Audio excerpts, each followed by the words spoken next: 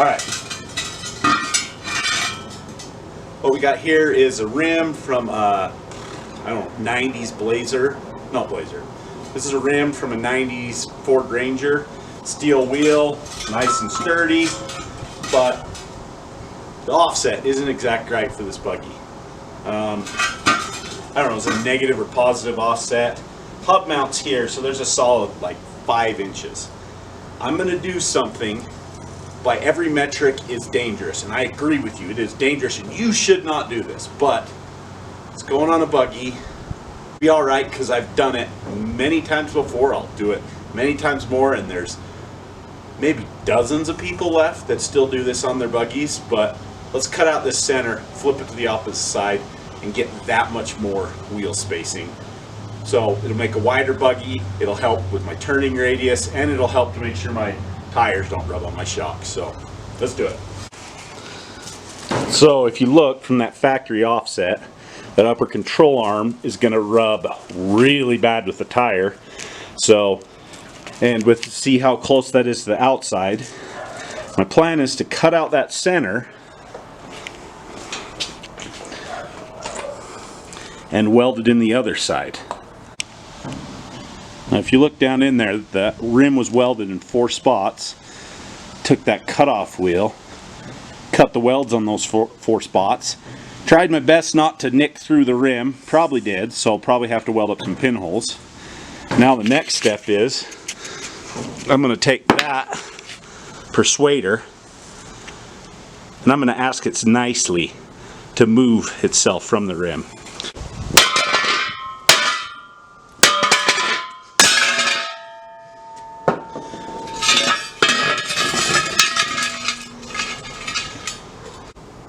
That was easy. Alright, now that I got that cleaned up, I'm going to take this rim and I'm just going to slide it on to where it barely just gets on there. I'm just going to stick the tip in a little bit. I'm going to try and find a high point and then I'm going to tack it in one spot. Okay, I want as much width as possible. I've already done this to 2 wheels. And I kind of want them to match, but they're probably not. There's probably going to be a difference. So I'm going to go find where it's touching. So I'm going to pick right about, oh. Alright, so there. So I'm going to weld right on this bottom here. I'm going to do pretty heavy tack because I'm going to be tapping this around. Now I think I got that kind of in the high spot I want. So the tack is down here at the bottom. I'm going to set up, now this is just a little stand. It's actually a tailstock out of an all-wheel drive A6 transmission. But I'm just using this instead of an indicator. I'm just going to set that up to where it's got about a 32nd inch. We don't want it to touch it, right? We want this when the cameras are on in the Cosby show, not in the back room. And I'm going to go to the 180-degree spot, and whoa, I am a New York mile out of there. And I'm just going to go and I'm going to get it. Oh, that tack broke, you son of a. Don't you dare move. But a little bit. Oh, you son of a biscuit. It's probably close to the other ones. Don't move.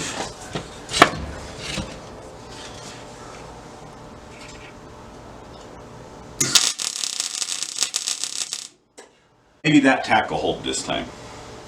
Now, like I said, I'm going to set this up right there about where my tack is.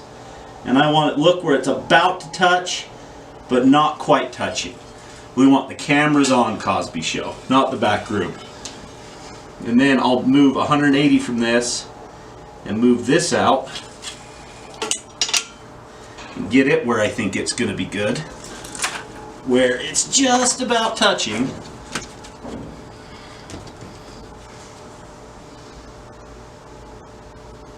And tap. So that was here and here. Now just like a 4-jaw chuck, now I'm going to do here and here. So I'm going to make sure my post is not quite about touching. And then, oh, we're touching, not touching. So we're going to go down here to right here, and I'm going to hopefully get it. Didn't quite do 180 from each other. Oh baby.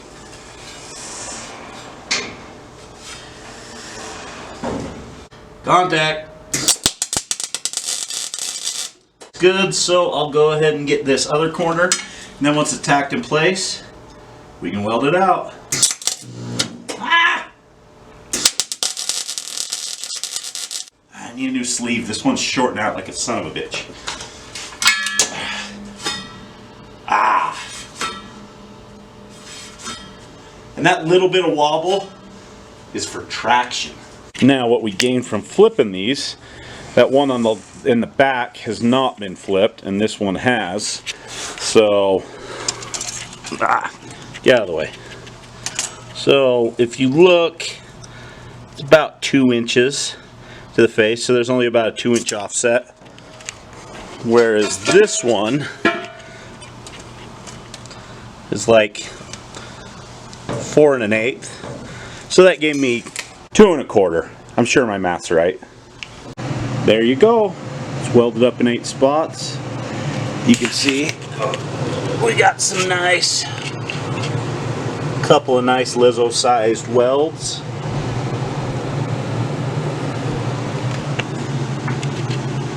It'll hold till it don't.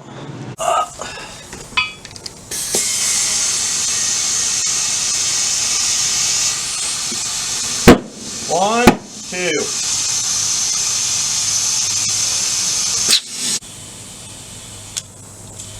That 20's good enough.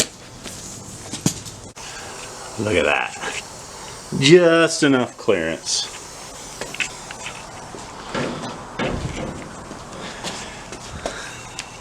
It's almost on the stop on that knuckle.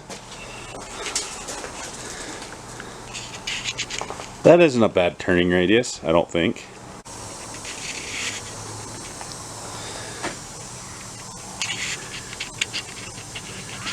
So as it sits now, she's going to be 72 inches wide, so she isn't exactly going to be trail rated. The back was a 1/2 inch narrower than the front axle when it was all said and done, but I'm going to be running 1-inch wheel spacers on the back because it's really damn close to the shock. So the back was a 1/2 inch narrower.